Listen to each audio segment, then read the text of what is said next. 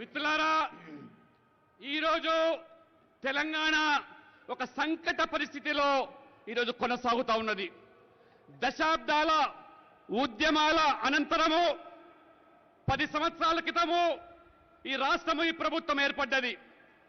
తెలంగాణ గౌరవాన్ని, తెలంగాణ అస్తిత్వాన్ని ఈ ప్రభుత్వము కాపాడలేకపోయింది. తెలంగాణ ప్రజల సామర్థ్యాన్ని మొత్తం ప్రపంచం కూడా ఈరోజు కొనియాడుతూ ఉంటే, కానీ ఇక్కడ ప్రభుత్వము వారి పరిపాలన పూర్తిగా ప్రజలందరినీ కూడా నిరాశపరిచింది. అన్ని వర్గాల ప్రజలను ఈ తెలంగాణలో వారు మోసం చేసింది. ముఖ్యంగా మాదిక సామాజిక వర్గాన్ని కూడా వారు ద్రోహం చేశారు. తెలంగాణ ఏర్పాటులో మరి కాంగ్రెస్ ఏ రకమైనటువంటి ఇబ్బందులను కల్పించిందో తెలంగాణ సమాజం మర్చిపోలేదు.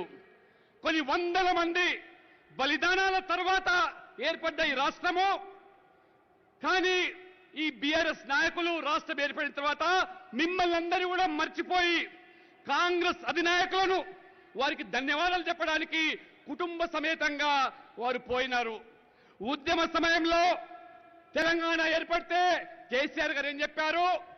మొదటి ముఖ్యమంత్రి దళితులను చేస్తా అని చెప్పాడు. కానీ ప్రభుత్వం ఏర్పడిన తర్వాత తానే దళిత యొక్క మరి కుర్చీని లాక్కొని ఆ యొక్క మరి దళితుల మీద ఆశల మీద నీళ్లు చల్లి ఆ సీఎం కుర్చీని కబ్జా చేసినటువంటి మహానుభావుడు. అంతేకాదు బీఆర్ఎస్ దళితులకు 3 ఎకరాల భూమి ఇస్తా అన్నది, కానీ హామీ నిలబెట్టలేదు. అదే రకంగా బీఆర్ఎస్ మరి దళిత బంధువులు చెప్పింది, కానీ దళితులకు లాభం జరగలేదు. వాస్తవం ఏమిటంటే ఏదైనా లాభం జరిగిందంటే